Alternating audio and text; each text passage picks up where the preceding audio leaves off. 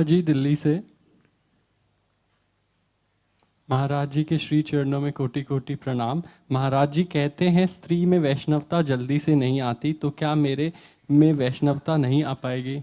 कोई ऐसा सिद्धांत है कि स्त्री अगर वैष्णवता धारण करे तो जल्दी नहीं आती, लेकिन पुरुष को सहज में आ जाती है? अरे पुरुष और स्त्री केवल पोशाक है। जो भी प्रभु का बनना चाहे, पुरुष नपुंसक नारीवा जीव चराचर कोय, सर्वभाव भज कपट तज मोय, परम प्रिय सोय।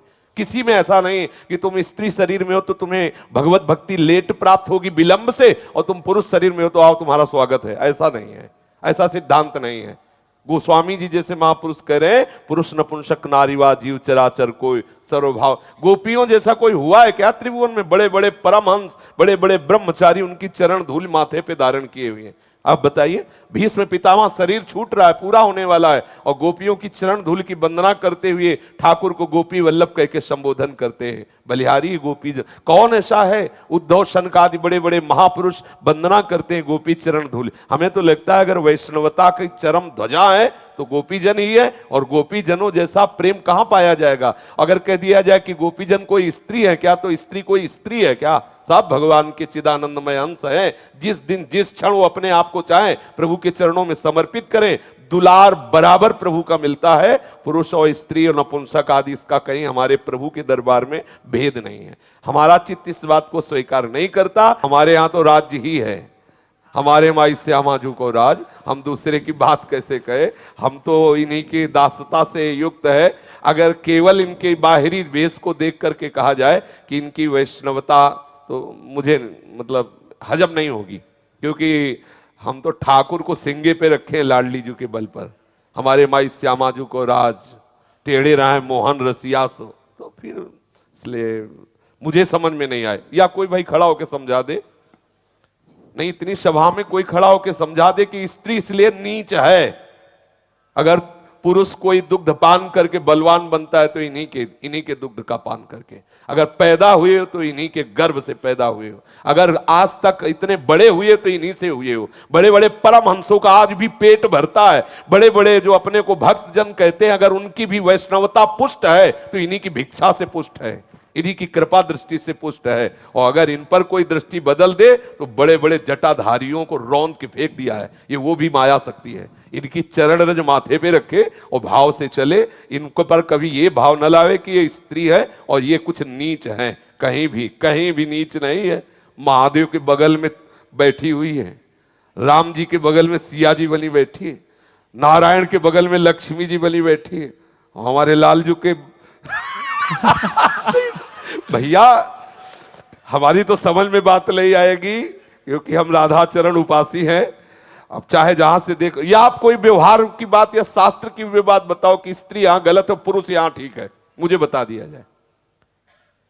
अगर कहा जाता है सहज अपावन नारी, तो तुम कहां से पवित्र हो गए? तुम्हारे भी तो मलमूत्र के ही द्वार हैं। अगर शरीर में हम की हो तो इससे बड़ा अपवित्रता का और कौन सा भाव हो सकता है? अगर अपने को पुरुष मान के गर्भ में हो तो इससे बड़ी अपवित्र बात है ही नहीं। इस शरीर को जो मैं माने हुए सबसे बड़ा अपवित्र वही है। मुझे तो शायद समझ में ना आई है ना आएगी ये बात। केवल पोशाक है, केवल पोशाक। परमात्मा तत्व ही स्त्री पुरुष रूप में खेल रहा है। इतनी बात समझनी है। आप अपने स्वरूप को समझिए। कोई भी ऐसी पावर शक्ति बताओ जो स्त्री में भगवान ने नहीं रखी, पुरुष में रख दी। हमें केवल वो बता दो। कोई भी पावर शक्ति, कोई भी एक बात बताओ कि ये बात पुरुष में अधिक है और स्त्री में नहीं है। ये हमें बता दो। कोई भी पावर शक्ति बता दो। सब उसमें सामर्थ है, सब सामर्थ है। अगर वैराग्य में उतरी है तो बड़े बड़े वैरागियों के होश उड़ा दिया, ऐसा वैराग्य धारण किया है। भक्ति में उतरी तो भूप कही गई। रत्नावती जी भक्त भूप कही गई। मीरा जी कोई देखो, भागमती भाई, गंगा यमुना भाई, एक से एक महान। हमारा हृदय तो नहीं स्वीकार करेगा। सबरी जी के आगे किसी की चली क्या?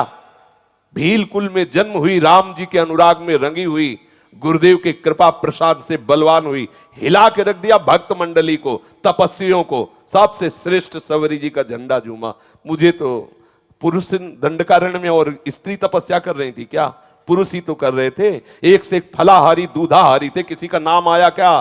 केवल सबरी मैया का नाम आया। राम जी ने जूठे बेर खाए और सबरी जी को बैठाल के स्तुति कर रहे हैं। सरकार ये जो नवधा भक्ति है, सबरी को उपदेश नहीं कर रहे, क्योंकि राम जी के सामने ही वो परम धाम जा रही है, योगाग्नि में शरीर भस्म करके स्तुति कर रहे हैं, मानो भक्ति के सद्गुणों का वर्णन करके कि हे माता शबरी, तुम में समस्त भक्ति विराजमान, ये 9 में एक भी जिसके हो मुझे परम प्रिय, आप में तो सब भक्ति विराजमान है। ये हम किसी बात में मानने के लिए तैयार नहीं है कि स्त्री में वैष्णवता विलंब से आती है और पुरुष में वैष्णवता जल्दी आ जाती है, ये बात मानने के लिए तैयार नहीं। दोनों जब प्रभु के शरणागत हुए तो दोनों प्रभु को परम प्रिय है, केवल पोशाक स्त्री पुरुष की है, उस पोशाक को पहनने वाला भगवान का अंश ही है।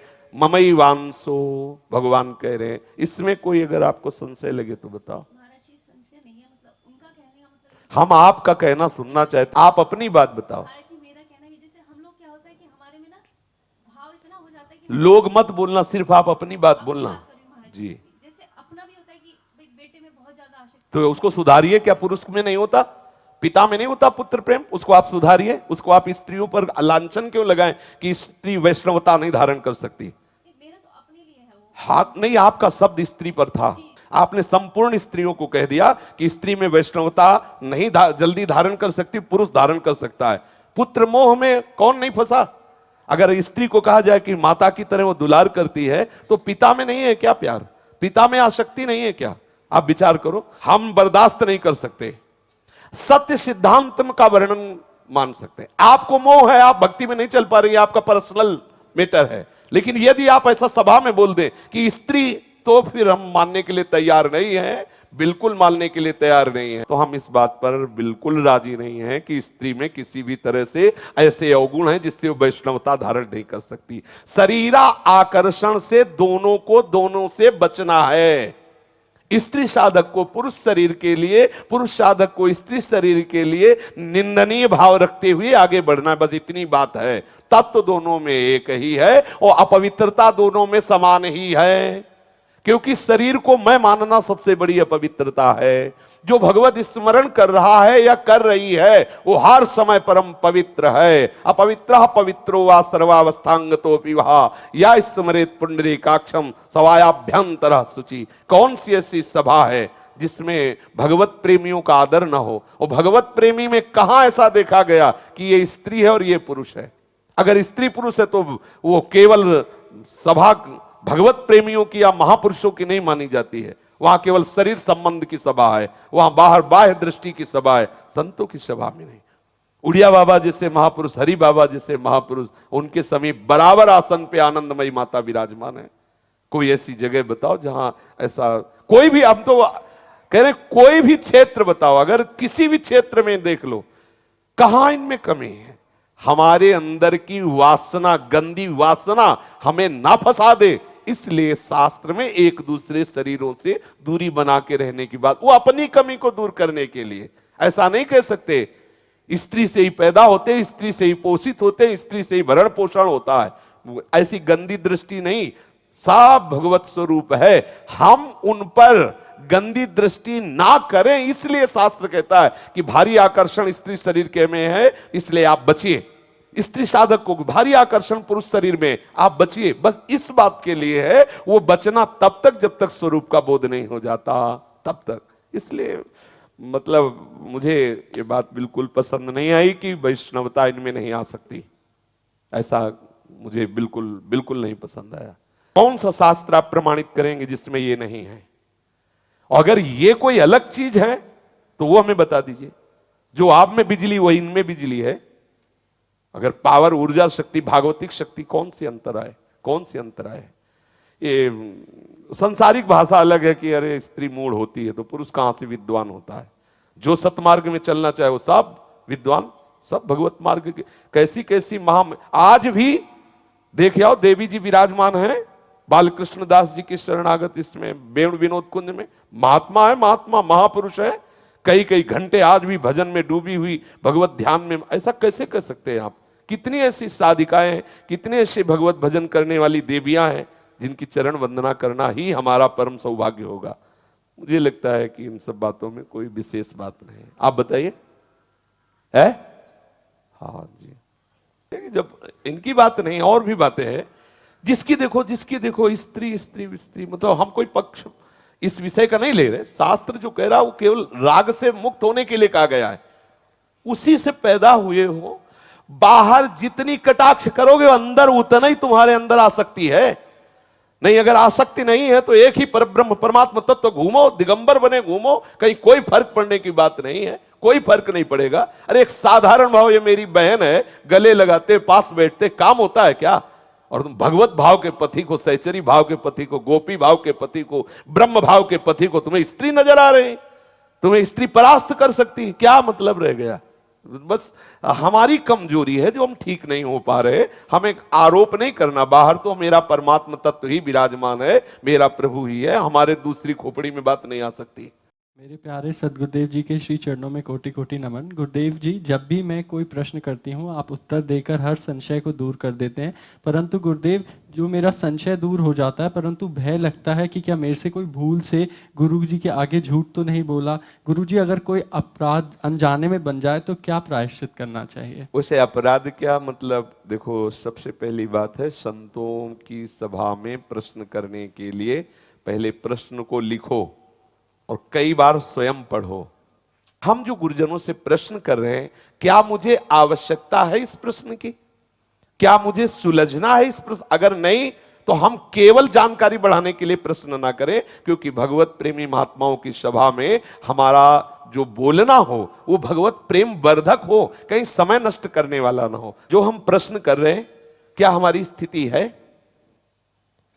अगर नहीं तो हमें अपनी स्थिति से प्रश्न, अगर ये सावधानियां रखें तो अपराध बनने की बात है नहीं। जैसे आप बिल्कुल परमार्थ में नहीं चल रहे, आप कुछ भी प्रश्न कर सकते हैं, सभा क्यों मैं क्यों, ये सब नहीं होना चाहिए। संतों की सभा में नहीं, अन्यत्र तो चलेगा, संतों की सभा में तो ठीक आप जहां हो अपने मार्ग को पुष्ट करने के लिए बात की जाए, नहीं तो हो सकता है कि फिर इस सभा में अपराध बनने की संभावना हो जाए। इसलिए सभा में अगर निरपराध प्रश्न उत्तर करना है तो अपनी स्थिति के अनुसार अपनी सत्य बात को, अपने संशय को अपना करके सामने रखा जाए। देवेंद्र शर्मा जी, गुरुदेव के श्री चरणों में कोटि कोटि नमन। भगवान आपकी कृपा से नाम सेवा लेना चाहते हैं, कृपा करें। जी आगे कह रहे हैं, क्या भगवान ये शरीर भी इस शरीर के साथ ड्यूटी पर नाम सेवा विराजमान कर सकते हैं, जबकि लड्डू गोपाल जी पहले से साथ में रहते हैं? कर सकते हैं। आगे कह रहे हैं, भगवान अपने सदगुरुदेव से दृष्टि मिलाने या सामने आने में भय क्यों लगता है, जबकि वह तो मेरे अपने हैं? हाँ, लगना चाहिए। अगर ये भय बना रहेगा तो अपराध नहीं बनेगा और बाहर भी अपराध नहीं बनेगा। अभय होए जो तुम्हें डराई, जिससे सदगुरु का भय, प्रभु का भय बना रहता है, उसके द्वारा फिर अपराध धीरे धीरे कम होते होते नष्ट हो जाते हैं। और जो संत सदगुरुदेव प्रभु का भय नहीं रखता वो निश्चित भ्रष्ट हो जाता है, पतित हो जाता है। ये कृपा पात्र का लक्षण है कि सदगुरुदेव या वैष्णव जनों से या महापुरुषों से नम्र होकर के, विनयशील होकर के और थोड़ा भय रखकर, भक्तन के अपराधों से डरपत रहो। यही डर ही डर हरिवंशित, थोड़ा डरते रहना चाहिए, जिससे मंगल होता है। कहीं हमारी अभिमान जनित कोई चेष्टा, कहीं अपराध जनित चेष्टा ना हो जाए, ऐसा थोड़ा भय रखना चाहिए। ये अच्छा है, भगवत कृपा पात्र जनों के हृदय में स्वाभाविक होता है।